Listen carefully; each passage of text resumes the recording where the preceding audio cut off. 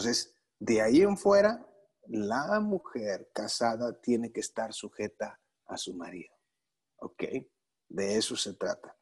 El marido es un cuadro de Cristo en su relación con la iglesia. Vea lo que dice ahí mismo en Efesios capítulo 5, verso 25. Dice, maridos, amad a vuestras mujeres, así como Cristo amó a la iglesia y se entregó a sí misma por ella. ¿Verdad? Entonces, este amor que Cristo tuvo por la iglesia es el mismo amor que nosotros como varones debemos de tener por nuestra esposa. ¿Verdad? Entonces, puesto que los cristianos tenemos la seguridad eterna en nuestra salvación, porque yo no sé si usted sabe, pero en el momento en que usted toma esta decisión de seguir a Cristo, de poner su fe, su confianza en Él, de reconocerlo como el único y suficiente Salvador en su vida, de ahí en adelante no hay nada ni nadie que pueda separarlo del amor de Dios. Es decir, no hay nada que usted pueda hacer para perder la salvación, ¿sí? De pronto hay ahí ciertos argumentaciones, ¿verdad? De que, pues, cómo es posible que la persona se pueda ir y practicar toda una serie de pecados y no va a perder su salvación. Mira, la verdad de las cosas es que también en la Biblia encontramos los falsos convertidos.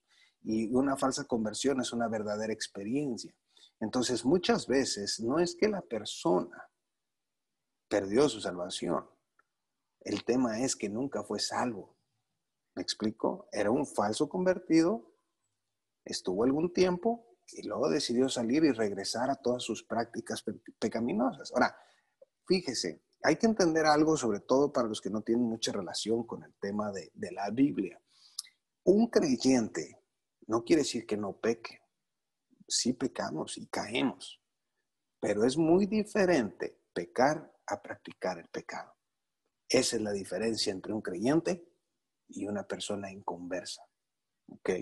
Que el creyente va a pecar, sabemos, hay una naturaleza humana a imagen de Adán pecaminosa, por lo tanto habrá ocasiones en que lo hará, ¿sí? Y buscará siempre arreglar cuentas y restaurarse, ¿verdad? Pero un inconverso practica el pecado, es parte de su vida.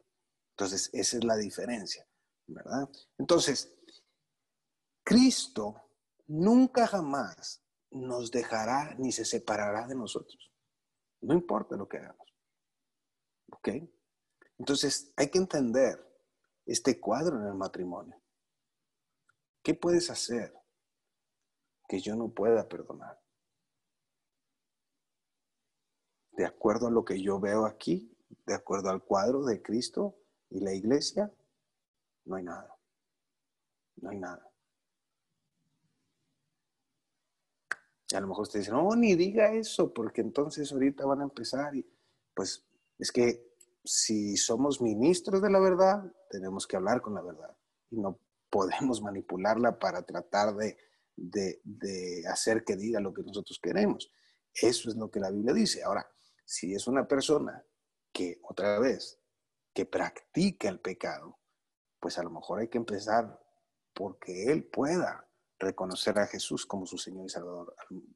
Posiblemente ni siquiera es salvo. Pero mira lo que dice Efesios 5, 31, 32. Ahí está en su manual. Dice, por esto dejará el hombre a su padre y a su madre y se unirá a su mujer y los dos serán una sola carne. Grande es este misterio, mas yo digo esto respecto de Cristo y la iglesia. Vuelve a decir Pablo que así como es la relación de Cristo y la iglesia, así es la relación de esposo y esposa, ¿verdad? Entonces, como Él no va a ser, como Cristo no va a ser, dejar a la iglesia, tampoco nosotros tenemos derecho en nuestros matrimonios de dejar a nuestro cónyuge. Fíjese, es una predicación en vivo. La gente a nuestro alrededor ve nuestra relación de matrimonio y es una predicación porque estamos jugando el rol, estamos desempeñando el rol de Cristo y la iglesia. Entonces, la manera en la que yo trato a mi mujer es la manera en que la gente va a ver o puede pensar que es la manera que Cristo trata a la iglesia, o la manera en que mi mujer me trata a mí la gente se va a dar una idea de cómo la iglesia trata al Señor Jesucristo.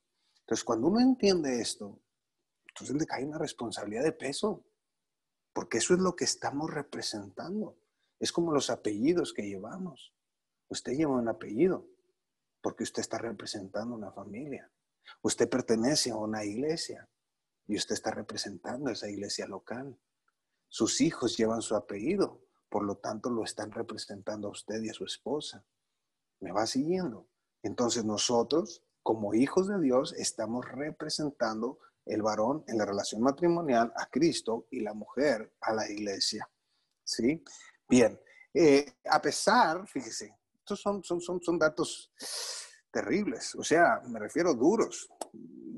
Dice, a pesar de la fornicación, el adulterio o lo que sea, Cristo nunca divorciará a su esposa. ¿Cuántas veces, yo le pregunto, hablando espiritualmente, cuántas veces le hemos sido infiel? Hablando de manera personal al Señor Jesucristo. ¿Cuántas veces hemos dejado por otras cosas? Eso se llama un adulterio espiritual, porque estamos comprometidos.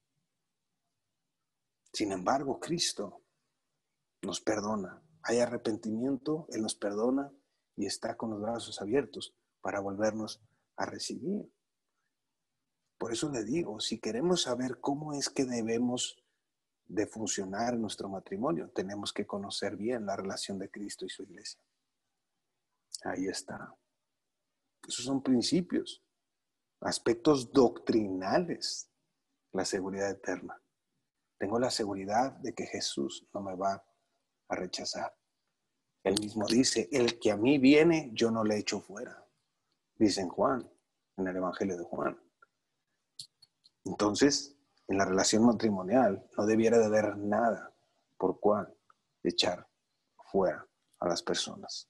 Obviamente, lo vamos a ver más adelante, cada caso hay que verlo en particular. Bien, entonces tenemos la seguridad eterna y Él espera que nuestros matrimonios sean cuadros de esto. Es por esto que el divorcio es pecado en nuestra dispensación, en la era de la iglesia. En el tiempo en que tú y yo nos encontramos hoy por hoy, el divorcio es pecado. ¿Por qué? Porque el divorcio destruye el cuadro de Cristo y la iglesia. El divorcio infringe los mandamientos del Nuevo Testamento para los cristianos casados. Lo que ya estamos viendo en Efesios 5 y lo que vimos en 1 Corintios 7, que ahorita vamos a volver a tocar esos puntos. ¿Sabes qué? Dios aborrece el pecado.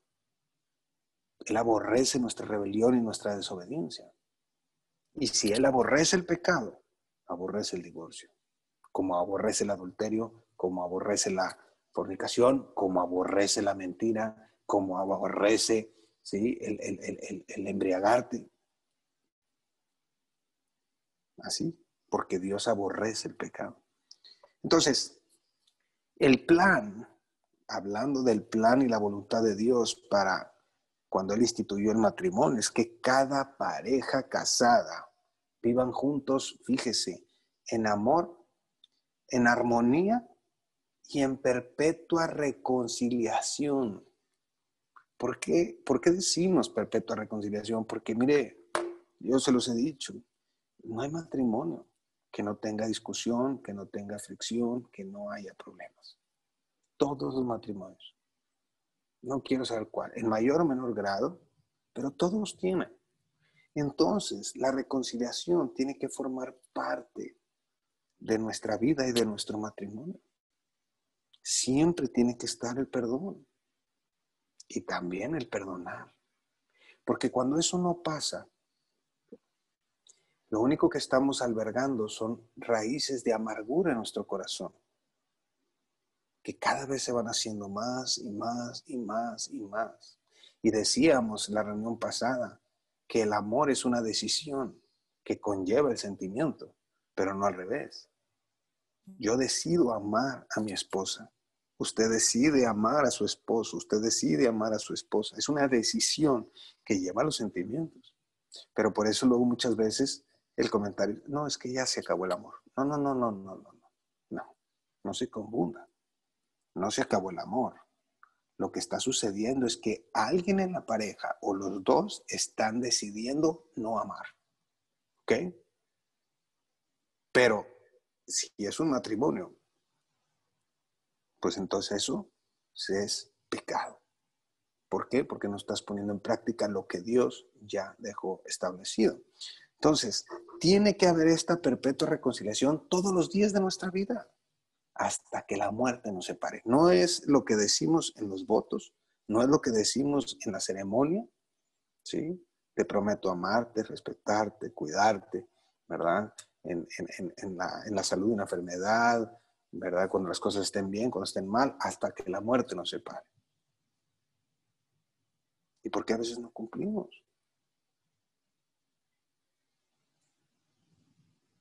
Esa es la pregunta.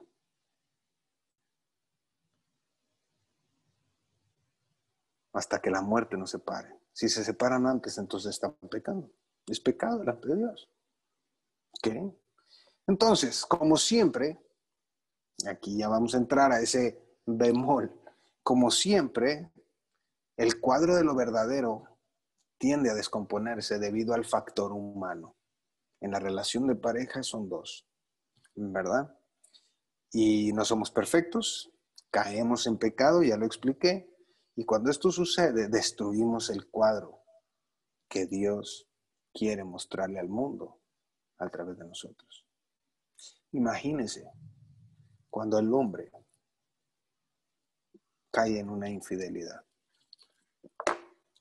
¿Cómo se está destruyendo ese cuadro? Como si Cristo estuviera adulterando con otras mujeres. Y eso jamás pasaría, ni pasará, ni pasó. ¿Me va siguiendo?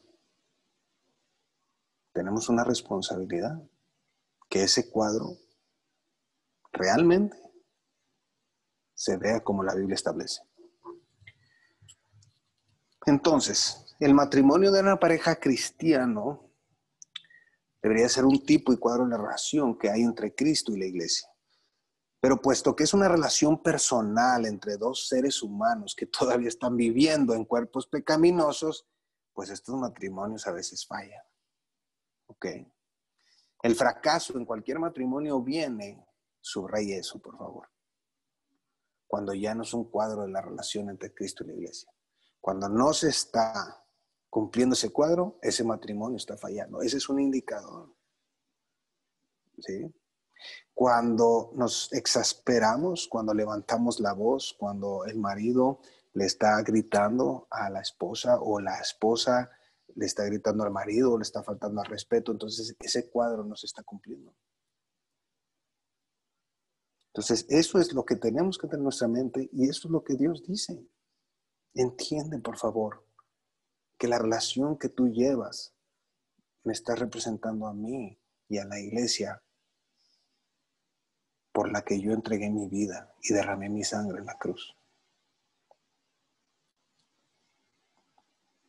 Puede ser una falla en el área del compromiso. Por ejemplo, el hombre ya no quiere vivir más con su mujer o viceversa. O quizás también en el área de la consumación, cuando la mujer no quiere tener relaciones con su marido o viceversa, que también ese es uno de los problemas, lo vamos a ver más adelante. Y generalmente la mujer es la que usa esto como un chantaje para obtener cosas. Es un grave error, es un pecado. Y están poniendo al marido vulnerable. Y si es al revés, también. O sea, si el marido es el que se está negando, pues también, ¿verdad? Entonces, lo que sea que es, el cuadro de Cristo en un matrimonio se descompone cuando la pareja no vive conforme a lo que la palabra de Dios dice. Ahí es cuando esto se empieza a deteriorar. Ahí es cuando se empieza a sacar todo fuera de contexto. Ahora, si ni siquiera conozco lo que Dios dice referente al matrimonio, pues ¿cómo voy a saber? Vamos a ciegas, caminando. Pero mira, qué bueno que estás conectado. Porque ahora entiendes lo importante que es que tú puedas conocer lo que la Biblia dice referente al matrimonio. Y ya lo estás haciendo, ¿sí? Y tienes un manual, el cual puedes repasar. Ahí está todo. Y lo mejor, yo te diría, tu Biblia.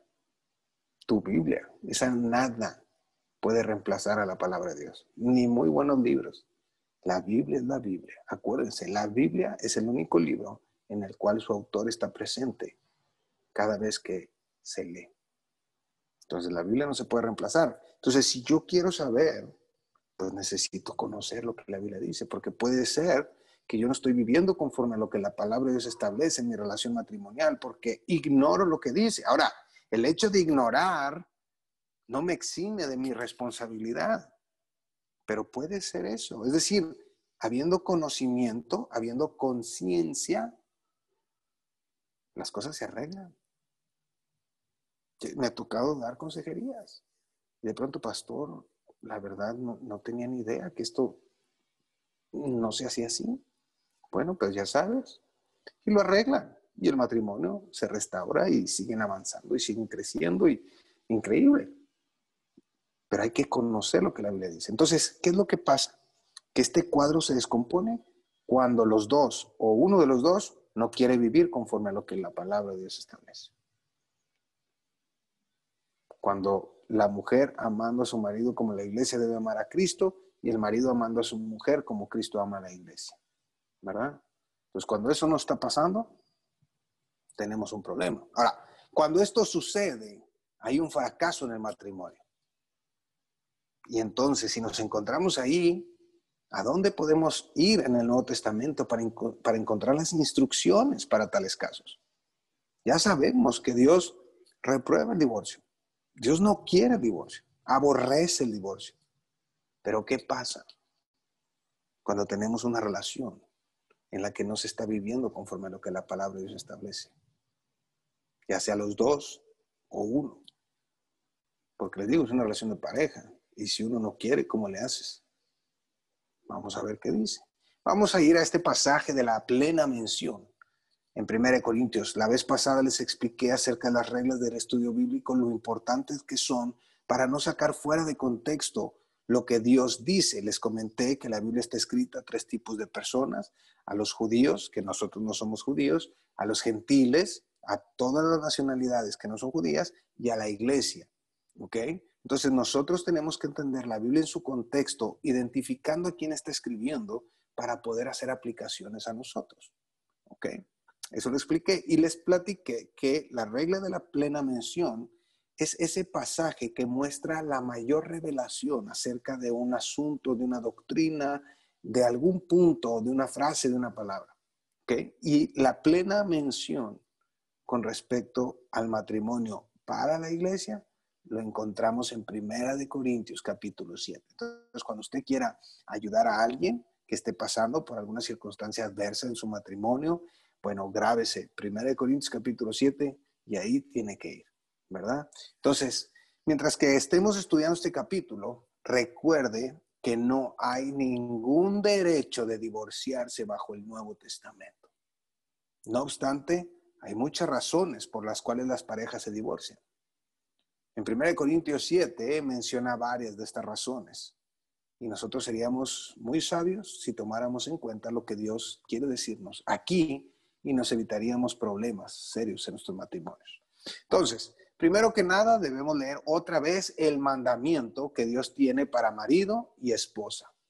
Y dice así, 1 Corintios capítulo 7, verso 10 al 11. Dice: pero los que están unidos en matrimonio, dice Pablo, inspirado por el Espíritu Santo de Dios, mando, no yo. O sea, Pablo dice, yo no mandé esto, sino el Señor, que la mujer que no se separe del marido. Eso dice el Señor. Y si se separa, ok, eso es lo que quieres, bueno, quédate sin casar. O reconcíliese con su marido. Y que el marido no abandone a su mujer. ¿Se fija la instrucción para la esposa? No se separe del marido.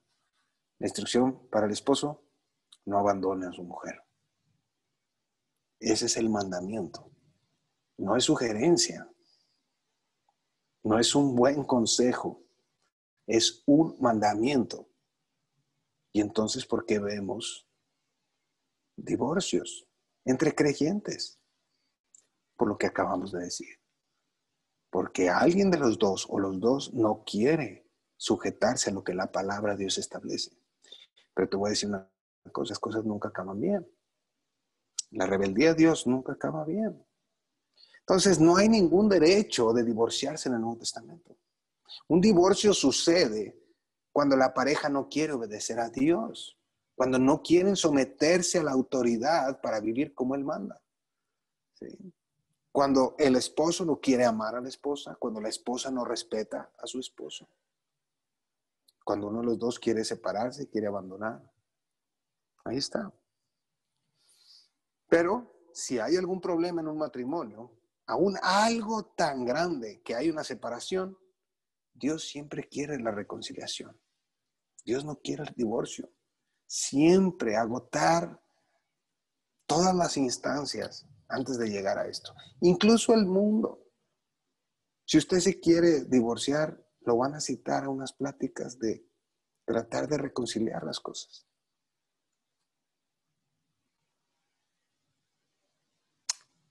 Si la esposa se separa de su marido, el mandamiento de Dios es que se quede sin casar otra vez. Pues ahora sí bajo el celo y no contiene. No, pues esa no era la idea. La idea era quitarme a este porque pues ya vi otro por ahí. Pues eso es añadir pecado sobre pecado. Y las cosas no salen bien. La Biblia dice, horrenda cosa es caer en manos del Dios vivo.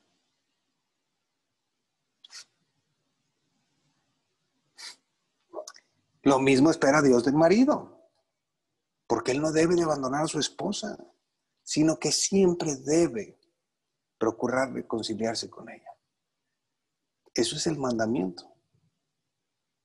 Ahora, aunque no hay derecho de divorciarse en el Nuevo Testamento, sí hay derecho a casarse otra vez después de la separación. Ah, caray.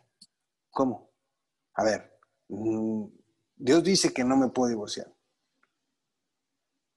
Pero si tengo derecho a casarme otra vez después. ¿Cómo? ¿A quién se lo dice?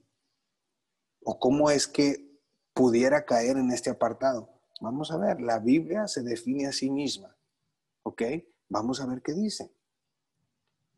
Las viudas, obviamente, tienen derecho a casarse otra vez si quieren. Ya vimos que cuando el marido muere, la persona es libre.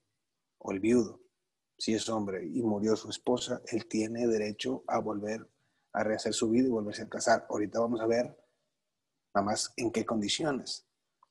Mire lo que dice 1 Corintios 7, 8 y 9. Dice, digo pues a los solteros y a las viudas, que bueno les fuera quedarse como yo, dice Pablo. ¿Okay? Pero si no tienen don de continencia, o sea, si tú no te puedes contener en el tema de la intimidad, pues mejor cásate, porque mejor es casarse que estarse quemando. Es decir, no se trata de que, ya me libré, ahora sí, pues aquí yo voy a estar, ya no le hago daño a nadie, no le estoy siendo infiel a nadie, entonces ahora sí yo puedo tener mis relacioncitas aquí. No, perdóname, no es así. Dios no dice eso, ni te permite hacer eso. Dice, oye, si tú eres una persona que no puede contenerse, pues cásate, haz las cosas bien. No andes aquí de picaflor o como mujer también, ¿no? Dice Romanos 7, 1 y 2. ¿Acaso ignoráis, hermanos? Pues hablo con los que conocen la ley, que la ley se enseñorea del hombre entre tanto que éste vive, porque la mujer casada está sujeta por la ley al marido mientras éste vive, pero si el marido muere, ella queda libre de la ley del marido, lo que les acabo de decir. Entonces una viuda, un viudo, tiene toda la oportunidad de casarse. Y mejor que se case si no tiene el don de continencia. ¿verdad? Porque para estar teniendo canitas al aire, no. Eso se llama fornicación y la Biblia lo llama pecado. En segundo lugar, los que se han divorciado, fíjese, esto está bien interesante porque dice, los que se han divorciado también tienen derecho de casarse otra vez. Ah, caray, pero pues si era pecado, espérame, vámonos por partes. Vea lo que dice la Biblia. 1 Corintios 7:15. Pero si el incrédulo se separa, sepárese, pues no está el hermano, el creyente, el que está buscando obedecer a Dios, o la hermana, sujeto a servidumbre en semejante caso, sino que a paz nos llamó Dios. Es decir, si la persona, hombre o mujer, cual sea, decide separarse y ya no quiere más, pues tampoco podemos obligar a nadie. ¿Me explico? Entonces, la Biblia dice que si está en ese caso, sepárate. No eres tú el del problema o la del problema. Es la otra persona. Vean cómo Dios pensó en todo. Un divorcio sucede porque por lo menos uno de los dos de la pareja es un incrédulo. Y mire, ¿qué es un incrédulo? Una persona que no quiere creer. ¿Ok? Una persona que no quiere creer, ya sea en Jesucristo o no quiere creer en lo que la palabra de Dios dice. Entonces, esto es importante entender, porque puede haber un cristiano que en ese momento está actuando como incrédulo, porque no quiere creer que Dios tiene el poder de restaurar el matrimonio, que no puede creer que la Biblia dice que debe de amar a su esposa o respetar a su esposo y que quiere que nunca se separen, que vivan juntos, que puedan construir una relación de respeto, de honestidad, de lealtad. No quiere creer eso. No quiere creer en el perdón. Ese es otro problema. No es que ya lo que hizo jamás se lo voy a perdonar. Dios dice que sí tienes la capacidad de perdonar, como Él te perdonó a ti. Pero entonces, ¿qué pasa? Cuando las personas no quieren creer esto, se convierten en incrédulos. Entonces, un incrédulo puede ser una persona que no es salva, que no ha reconocido a Jesús como Señor y Salvador, que no ha creído en Cristo. Pero también puede ser un cristiano que no quiere creer en las promesas de Dios, que no quiere creer lo que la palabra de Dios dice, es decir, no quiere obedecer. Está siendo incrédulo. Y en semejante caso, dice la palabra de Dios, sepárate. Sepárate. ¿Por qué? Porque no está sujeto a servidumbre. Ese es el punto. Sabemos que los inconversos son incrédulos, pero la Biblia dice que los santos, los salvos, incluyendo los cristianos, pueden también ser incrédulos. ¿Se acuerdan lo que pasó con Tomás, el discípulo? Que le habían dicho que había resucitado Jesús. Hasta no ver, no creer. Es más, es un dicho, ¿no? Como dice Santo Tomás, hasta no ver, no creer. Mire lo que dice Juan 20:27. Luego dijo a Tomás, se le presentó el Señor Jesucristo. Pon aquí tu dedo y mira mis manos. Y acerca tu mano y métela en mi costado. ¿Se acuerdan que le encajaron una lanza en el costado? Mete tu mano. Imagínense meter la mano. O sea, ahí estaba el agujero. Mete en mi costado. Y ver las palabras del Señor Jesús. Y no seas, ¿qué? Incrédulo, sino sé creyente. Tomás era un discípulo del Señor Jesucristo, pero estaba actuando en incredulidad. Y muchas personas hoy en día, muchos creyentes actúan en incredulidad. No quieren someterse al señorío de Dios, de Jesucristo y de su palabra. Y quieren hacer lo que ellos quieren. Ese es un incrédulo. Entonces, 1 Corintios 7:15 no se trata únicamente de los inconversos. También se puede aplicar a matrimonios de los cristianos.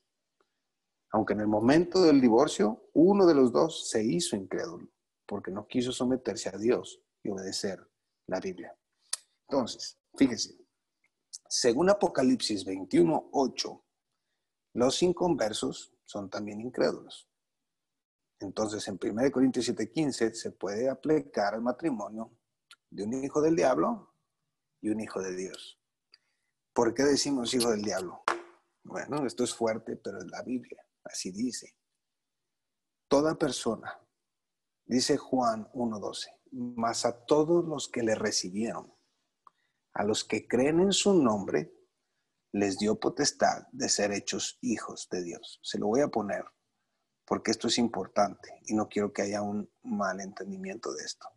Mire, vamos a ver aquí. Vamos a buscar Juan 1:12.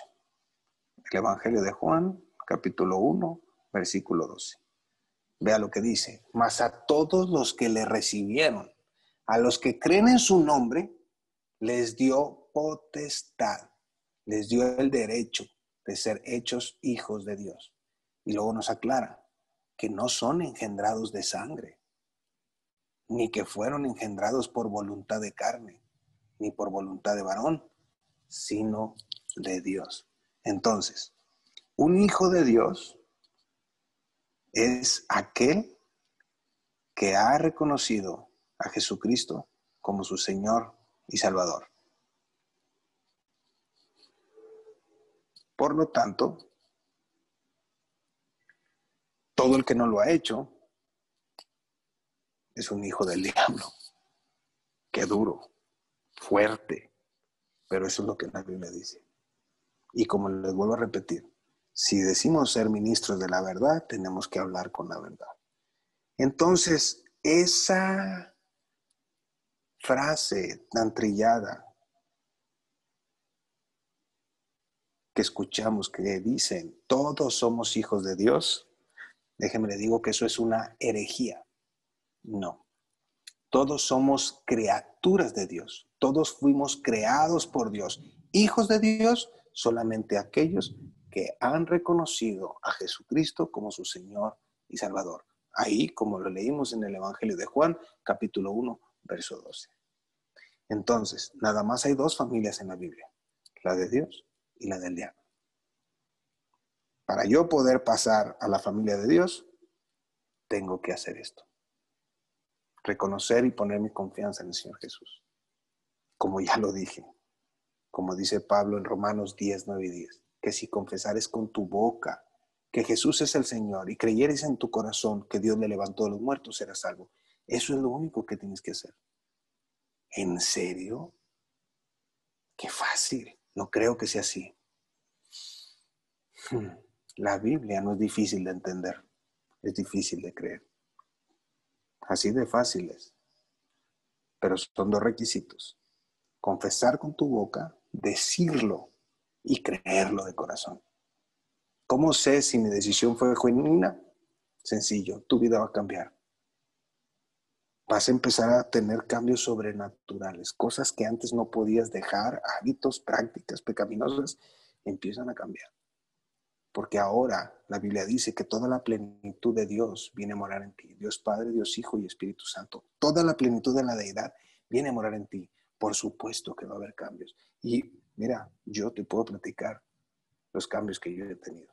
O quien te invitó a este taller te puede platicar los cambios que él ha tenido.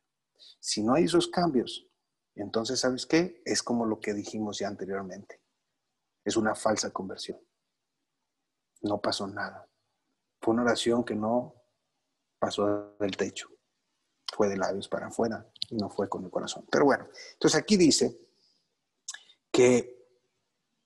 Apocalipsis 21:8, pero los cobardes e incrédulos, los abominables y homicidas, los fornicarios y hechiceros, los idólatras y todos los mentirosos tendrán su parte en el lago que arde con fuego y azufre, que es la muerte segunda. Eso es lo que la Biblia llama la muerte segunda. Cuando la persona muere físicamente sin Cristo, sin reconocer a Jesús como su Señor y Salvador, y luego va a venir esta parte, donde es lanzado al lago de fuego y azufre. Ahorita van al infierno, pero pasado este momento, el infierno es lanzado, la muerte y el Hades dice que son lanzados al lago de fuego y azufre, donde estarán en la eternidad. A eso se le llama la muerte segunda en la Biblia. Usted la va a encontrar en varias veces y en varios pasajes. ¿Okay? Entonces, por eso podemos aplicar 1 Corintios 7:15 a cualquier matrimonio. A los matrimonios cristianos, a los de inconversos o a los de ambos, o a los mixtos. Un cristiano y un inconverso que malamente, no sé en qué momento pasa o no sé por qué toman decisiones de casarse con un inconverso. Todas las veces que el pueblo de Israel se juntó con pueblos a los cuales Dios les dijo que no se juntaran, siempre salió perdiendo Israel. Siempre. Entonces no entiendo cómo es que una persona puede tomar la decisión de casarse con una persona inconversa. Okay. Pero vamos a suponer que la persona, fueron dos inconversos que se casan, pero luego uno se convierte. Bueno, pues ahí quedó el matrimonio mixto, ¿verdad? Entonces, vea lo que dice aquí.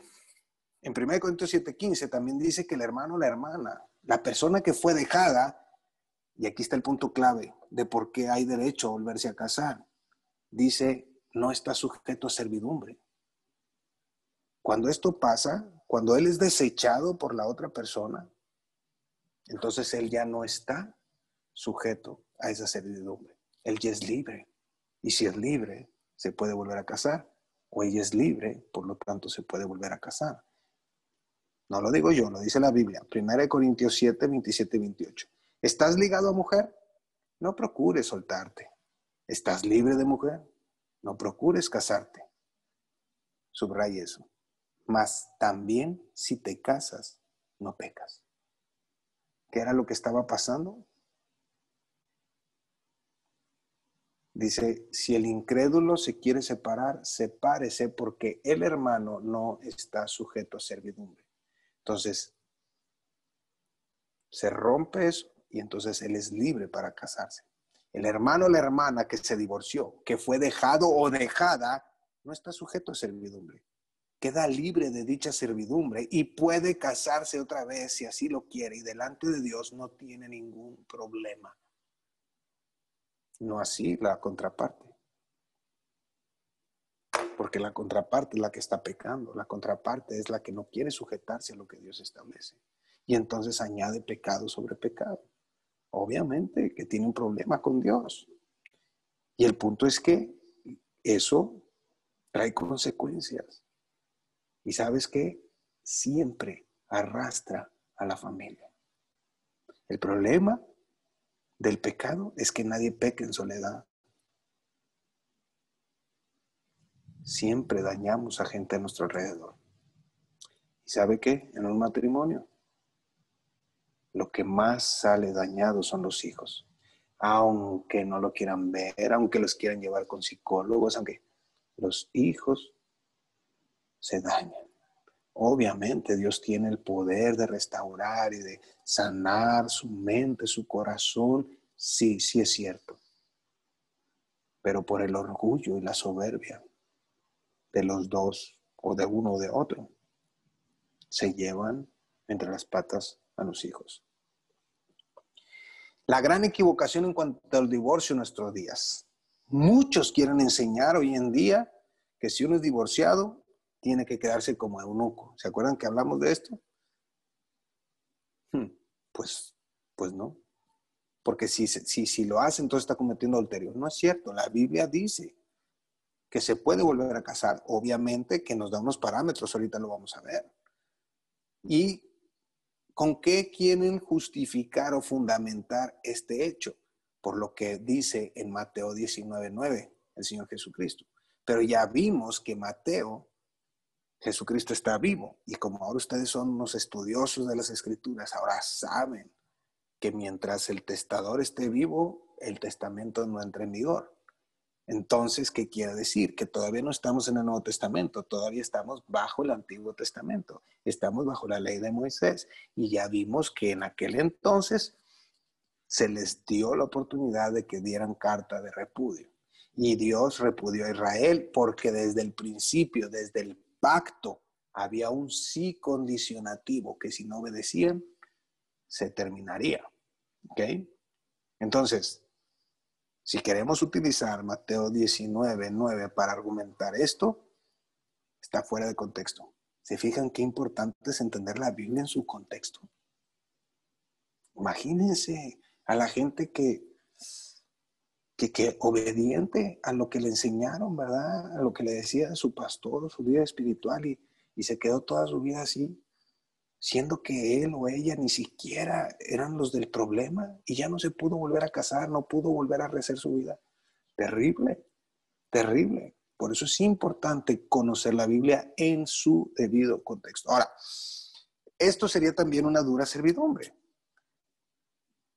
como Pablo menciona en 1 Corintios 7:15, porque la Biblia dice que si el incrédulo, bien sea cristiano incrédulo o un inconverso incrédulo, se separa, sepárese. El hermano o la hermana creyente en tal situación no está sujeto a servidumbre, está libre y tiene paz para casarse otra vez. Ahora, aquí viene el punto. Entonces ya me puedo casar con quien yo quiera. Espérame. Take it easy, my friend. La única condición que Dios pone para cristianos en estas condiciones es que se casen con otro cristiano. Y por favor, ahora sí ve bien. Por favor. Siempre se los digo a los jóvenes. Porque ven a una jovencita o la jovencita ve al jovencito y ya lo están viendo y creen que ese es el amor de su vida y esa va a ser la persona y bueno, y siempre mi consejo es igual. Oye, espérate. Primero ve su vida. Ve si es obediente a sus padres. Fíjate cómo se expresa, su manera de hablar. ¿Ok? Checa si Dios es su prioridad, porque el hecho de que lo veas adentro de la iglesia no te dice nada. Por favor. A veces, no, sí, que consiga alguien de la iglesia. Pues sí, pero pon atención. Porque a veces están peor, tristemente, no debiera de ser, pero ahora no estoy diciendo que entonces se vaya al mundo a conseguir a alguien, no, pero Dios en su infinita misericordia trae creyentes de otros lados para que esto pueda ser una realidad. Pero entonces, la única condición es que sea otro cristiano. Dice 1 Corintios 7:39, libre es para casarse con quien quiera, con tal que sea en el Señor. Entonces, la manera de que sea en el Señor es que un cristiano, un creyente, se case con otro creyente. Jamás va a ser la voluntad de Dios que un creyente se case con un inconverso o un incrédulo, entendiendo los dos contextos que hemos visto. Entonces, el testimonio de la totalidad de la Escritura es clara. El divorcio termina con el matrimonio. El divorcio puede ser permitido, como en el Antiguo Testamento, o prohibido, como en el Nuevo Testamento, pero esto no va a cambiar el hecho de que un divorcio termine en matrimonio, dejando a una persona libre para casarse otra vez. Entonces,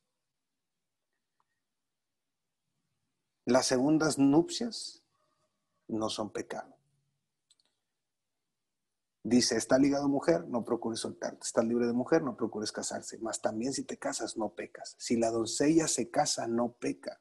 Pero los tales tendrán aflicción en la carne y yo lo quisiera evitar, dice Pablo.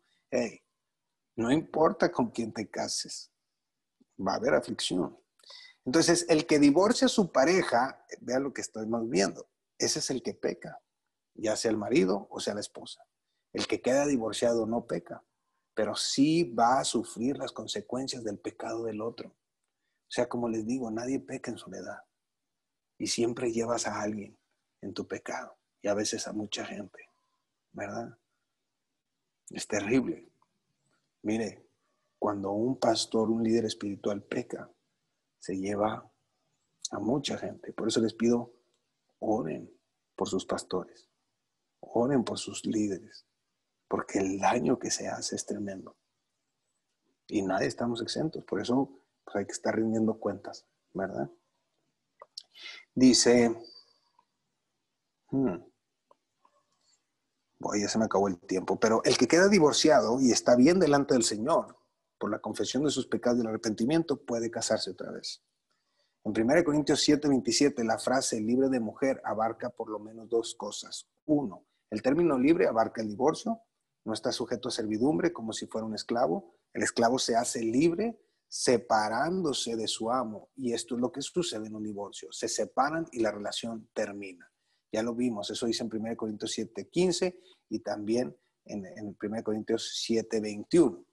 También abarca la muerte del marido, su esposa, es decir, cuando queda viudo. ¿Ok?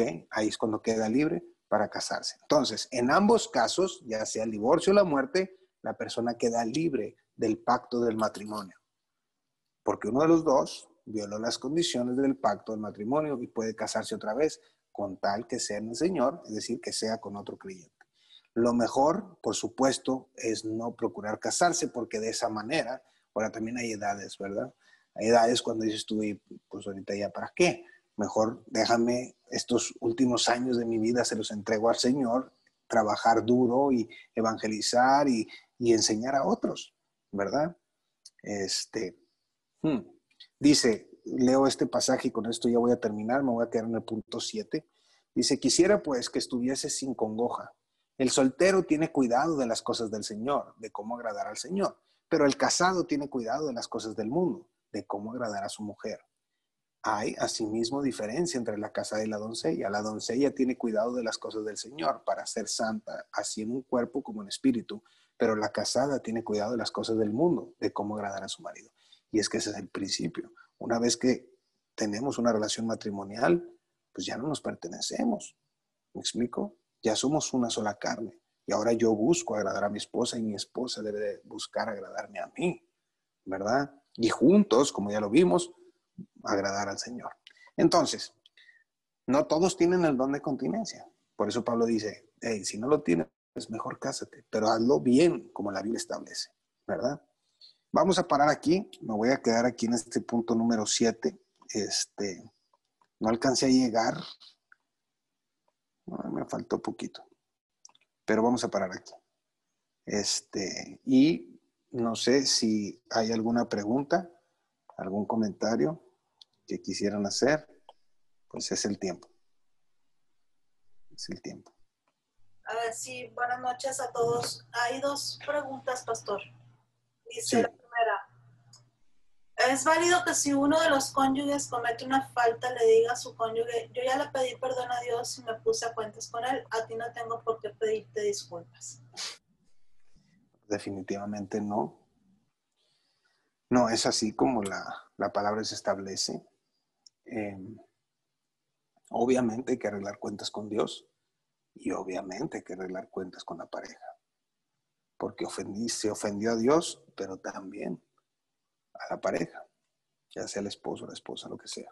Pero sí hay que arreglar cuentas y hay que confesar el pecado. Es decir, no te vas a meter a los detalles, porque la verdad muchas veces me ha tocado en consejerías que quieren saber los detalles. ¿Para qué te metes en los detalles? Luego esos detalles penetran tu mente y es bien complicado sacarlos. Obviamente Dios tiene el poder de hacerlo, pero se hizo, pero hay que reconocerlo. No se vale nada más así, bueno, yo arreglé cuentas con Dios y tú hazle como quieras, pues no, ¿verdad? Eso no es. Y aparte, lo único que estás demostrando, o lo único que se está demostrando es orgullo y soberbia. Entonces, cuando una persona realmente está arrepentida, arregla cuentas con Dios y arregla cuentas con la pareja. Ese es el deber ser. No, serían todas las preguntas con respecto al tema de hoy. ¡Wow! Bien. Me van a mandar a dormir temprano. Bueno, pues perfecto. Digo, no necesariamente tiene que haber preguntas, ¿verdad? Y como quiera, pues ahí está el manual, ustedes lo tienen y cualquier pregunta posterior, pues la pueden hacer, nos pueden contactar, ¿verdad? Les recordamos del proyecto ANA, si usted tiene alguna petición por la que quiera que estemos orando, puede contactar ahí en el chat de WhatsApp de Taller de Matrimonios. Se manda el contacto de Marta Hernández y de Fernando Palomo. Los hombres con Fernando Palomo, las mujeres con Marta Hernández. Y para estar apoyándolo en oración. Es decir, la idea es que usted también esté orando por eso y nosotros poder apoyarle en oración.